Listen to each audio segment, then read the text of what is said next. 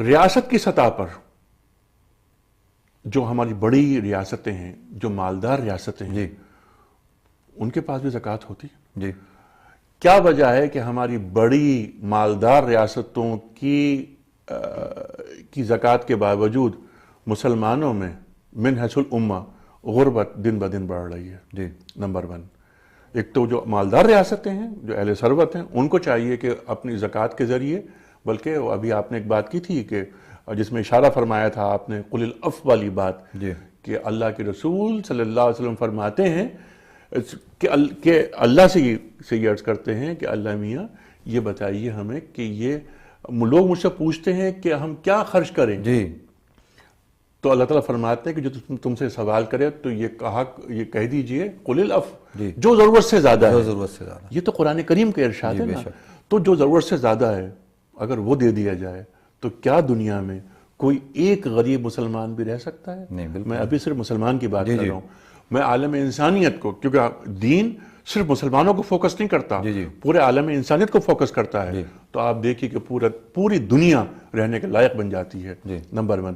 Number 2، ایک بات یہ کہ جو بلغ ما انزل الیک کی بات ہوئی تھی، ان زکوٰۃ کی جو رقوم آتی ہیں 57 اسلامک کنٹریز ہیں، ان کو چاہیے کہ یہ ان رقوم سے غربا کی مدد کرنے کے ساتھ ساتھ دین کی تبلیغ کریں. ہمارے 57 اسٹیٹس، ان کے سفارت خانے دین کی تبلیغ کا، دعوت کا ذریعہ بننا چاہیے. جی بے شک، بالکل. اور اسی زکوٰۃ کی رقم سے لٹریچر سامنے آئے. ایون وہ جو 8 مدات ہیں مفتی صاحب قرآن کریم، انما الصدقات للفقراء والمساکین والعاملین علیہا، اس میں تالیف قلب بھی ہے. جی والمؤلفۃ القلوب، جی تالیف قلب بھی ہے، اس میں ایک مد ہے. تو وہ لوگ جو مسلمان ہوتے ہیں ان کی مدد کی جائے. بے شک، یہ قرآنی حکم ہے. تو ہم نے اپنا فوکس ذرا چینج کر لیا ہے. ہمارے پاس یہ بتائیے کہ 57 اسلامی ممالک ہیں اس وقت، ریاستیں ہیں جو ڈکلیئرڈ ہیں. کتنے سفارت خانے دعوت کے کام کو سر انجام دے رہے ہیں؟ یعنی آپ یہ سمجھتے ہیں کہ اس وقت امت کی اندر جو علمی آگاہی اور شعور کی جو کمی ہے وہ دعوت کا نہ ہونا ہے. جو آپ نے جو آیت پڑھی تھی، الذین مکناہم فی الارض اقاموا الصلاۃ وآتوا الزکاۃ وامرهم بالمعروف ونہوا عن المنکر، تو امر بالمعروف اور نہی عن المنکر کے تحت تو دعوت بھی آ سکتی ہے. جی بالکل. جو اللہ کے رسول اللہ رب العزت نے اس امت کو جو فضیلت عطا فرمائی، کنتم خیر امۃ اخرجت للناس تأمرون بالمعروف وتنہون عن المنکر، کہ تمہیں یہ فضیلت عطا کی گئی ہے کہ تم امر بالمعروف اور نہی عن المنکر کرتے ہو. جی ہاں بالکل. اور آپ اگر قرآن کو پورا اٹھا کر دیکھیں تو قرآن جو ہے بہت جگہ پہ ارشاد کرتا ہے، مخاطب کرتا ہے امر بالمعروف اور نہی عن المنکر کا. تو اس کے اندر تو یہ ساری چیزیں آ جاتی ہیں. لیکن انیک بھائی، جو میں نے ایک سوال آپ سے میں چاہ رہا تھا کہ ذرا آپ اس پہ تھوڑی سی روشنی ڈال دیں، کہ ٹیکس ہم جو ہے وہ ہم پوری کوشش کرتے ہیں کہ ہمارے اکاؤنٹس اس طرح سے بن جائیں کہ ہم ٹیکس نہ دیں تو بہت تھوڑا دیں. پاکستان کے اندر تو ویسے لوگ ٹیکس بہت کم دیتے ہیں ہی نہیں ہیں، یہاں تو پھر لوگ دیتے ہیں. لیکن کیا وجہ ہے کہ یعنی زکوٰۃ کو بھی ایسا کرنا چاہیے؟ گناہ ہے. وہ ہیلا پوچھتے ہیں کہ بھائی کوئی ایسا راستہ بتاؤ کہ کم سے کم زکوٰۃ دی. تو بالکل. اور ابھی اگر صحیح معنوں میں زکوٰۃ دے دی جائے تو ہمیں تو کسی کے آگے ہاتھ ہی نہ پھیلانے پڑے. کسی کے آگے ہاتھ پھیلانا ہی نہ پڑے. یہ کس کو دھوکہ دیا جا رہا ہے؟ اپنے آپ کو دھوکہ دیا جا رہا ہے. یعنی اچھا، زکوٰۃ کے لیے کوئی آپ کو پوچھ گچھ نہیں ہے کہ کتنی زکوٰۃ میں دے رہا ہوں، یہ تو میرا اور اللہ کا معاملہ ہے نا. تو کیا میں اللہ تعالیٰ کو دھوکہ دے سکتا ہوں؟ نہیں دے سکتا دھوکہ. اللہ تو ہمارے ہر چیز کو جانتا ہے. جی بالکل. وہ جو سورہ بقرہ کی جو آخری آیات ہیں نا، وَإِن تُبْدُوا مَا فِي أَنفُسِكُمْ أَوْ تُخْفُوهُ يُحَاسِبْكُم بِهِ اللَّهُ، تو وہ تو ہمارے ایک ایک چیز عمل سے پھر نیت ہے. انما الاعمال بالنیات کی بات کی گئی ہے نا. تو تمام چیزیں نیت میں پوشیدہ ہیں. میں اپنے کسی عمل کو بہت زیادہ خوشنما کر کے اور اپنی تصویریں کھنچوانے کے لیے سر انجام دیتا ہوں تو اس کی جزا کچھ اور ہے، اور دوسرے ہاتھ کو بھی خبر نہ ہو اس کی جزا کچھ اور ہے. تو یہ اگر کچھ لوگ ایسا کرتے ہیں کہ جو زکوٰۃ میں بھی ڈنڈی مارتے ہیں، خدارا یہ اللہ میاں کو دھوکہ دینا. اللہ اکبر، توبہ. انیل بھائی، میں آپ کو گارنٹی کے ساتھ کہوں کہ اگر کوئی شخص اپنی زکوٰۃ صحیح طور پہ ادا کرے، اس سال ادا کرے، گارنٹی ہے اس کو انشاءاللہ اگلے سال اس کی مال میں برکت ہی ہوگی. یمحق اللہ الربا ویربی الصدقات، اللہ صدقات کے ذریعے سے جو ہے وہ مال کو جو ہے وہ بڑھا دیتا ہے. بالکل. اور یعنی آپ صدقہ دیکھیں, صدقہ, صدیق, صادق, یہ عربی زبان میں اس کو کہتے ہیں سچے کو. حضرت ابوبکر صدیق. تو آدمی جب مال دیتا ہے تو وہ اس بات کی تصدیق کرتا ہے, یعنی خذ من اموالہم, کہ جب اپنے مالوں میں سے آپ نکالیں تو طاہرہم, اس کو جو ہے وہ پاک کریں. تو وہ جب آدمی مال دیتا ہے اللہ کی راہ میں تو وہ تصدیق کرتا ہے اس بات کی کہ اللہ میں آپ کی ربوبیت کا اقرار کرتا ہوں, جو مجھے آپ نے حکم دیا ہے اس پر تصدیق کرتے ہوئے میں جو ہے وہ زکوٰۃ دیتا ہوں. تو اس کو تو جو ہے وہ یہ سمجھنا ہی چاہیے کہ یہ ٹیکس ہے, اور جو ہے یہ اللہ رب العزت کا بہت بڑا احسان ہے کہ اللہ رب العزت نے ہم مسلمانوں کے اوپر جو ہے وہ زکوٰۃ کو فرض کیا. حضرت عمر رضی اللہ تعالیٰ کے دور کے اندر آپ دیکھ لیں کہ لوگ جو ہے وہ اپنا مال لے کے نکلتے تھے لیکن زکوٰۃ لینے والا کوئی نہیں ہوتا تھا. یعنی اسلام نے, اس صفحہ ہستی نے, اس دھرتی نے یہ وقت بھی دیکھا ہے. لیکن آج جو ہے وہ اگر ہم دیکھیں پاکستان کے اندر اسپیشلی بڑے بڑے ادارے ہیں, بڑے بڑے امیر لوگ ہیں, لیکن ابھی تک کوئی بہت بڑا اعلان سامنے نہیں آیا, کوئی آدمی کہے کہ جی میں اپنی زکوٰۃ یا اپنے اس چیز سے جو ہے وہ شروع کرتا ہوں. یعنی دیکھیں چیریٹی تو پہلے گھر سے شروع ہوتی ہے.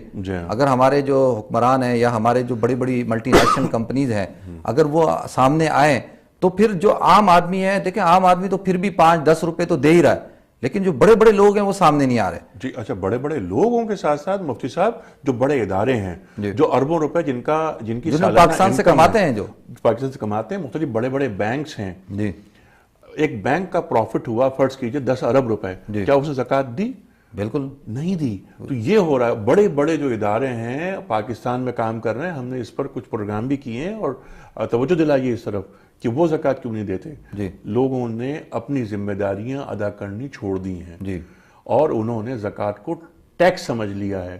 زکوٰۃ ٹیکس نہیں ہے, زکوٰۃ عبادت ہے, اور عبادت میں کبھی ندامت نہیں ہونی چاہیے. جس طرح سے ناظرین ہم روزہ رکھتے ہوئے حشاشت اور بشاشت کے ساتھ, فریشنس کے ساتھ روزہ رکھتے ہیں, جس طریقے سے ہم نماز پڑھتے ہوئے بالکل فریش ہوتے ہیں اور جو ہے اور عبادات کرتے ہوئے ہمیں دلی سکون ملتا ہے, اسی طریقے سے نماز جو ہے وہ بھی جو ہے وہ زکوٰۃ جو ہے یہ بھی عبادت ہے, اس کو کرتے ہوئے بھی جو ہے وہ ہمیں بالکل جو ہے وہ خوشی کے ساتھ دینی چاہیے. اگر ہم زکوٰۃ دیں گے, دیکھیں زکوٰۃ جو ہے وہ کیا ہے, وہ منی سرکولیشن, کہ آپ جب زکوٰۃ دیتے ہیں, اسلام یہ چاہتا ہے کہ مال جمع کرنے کی اسلام اجازت دیتا ہے. آپ تجارت کر سکتے ہیں, آپ کاروبار کر سکتے ہیں, آپ پیسہ جمع کر سکتے ہیں, لیکن اس کے ساتھ ساتھ آپ کو زکوٰۃ ادا کرنی ہے. اگر آپ زکوٰۃ ادا کر دیتے ہیں تو اس کو کہا جاتا ہے کہ اب آپ نے اپنا جو فریضہ تھا, قد فرض اللہ علیک اذا ادیت زکوٰۃ مالک, کہ جب آپ نے اپنی مال کی زکوٰۃ کو ادا کر دیا تو گویا کہ آپ کے اوپر جو فریضہ تھا آپ نے وہ ادا کر دیا. تو لہذا اب آپ کے پاس جو مال ہے وہ اللہ کی نعمت ہے, اور اللہ کے رسول صلی اللہ علیہ وسلم نے فرمایا اپنے مالوں کی حفاظت کرو زکوٰۃ کے ذریعے سے. تو جب انسان زکوٰۃ دے دیتا ہے تو اللہ رب العزت اس کی مال کی حفاظت کا ذمہ لے لیتے ہیں. ہم آج جو ہے اپنے مالوں کو بینک کے اندر, تجوریوں کے اندر سیکیورٹی گارڈ رکھتے ہیں اور اس کے باوجود پریشان رہتے ہیں. اگر کوئی شخص زکوٰۃ دینا شروع کر دے تو اللہ رب العزت کا وعدہ ہے کہ اللہ اس کے مال کی حفاظت فرمائے گا.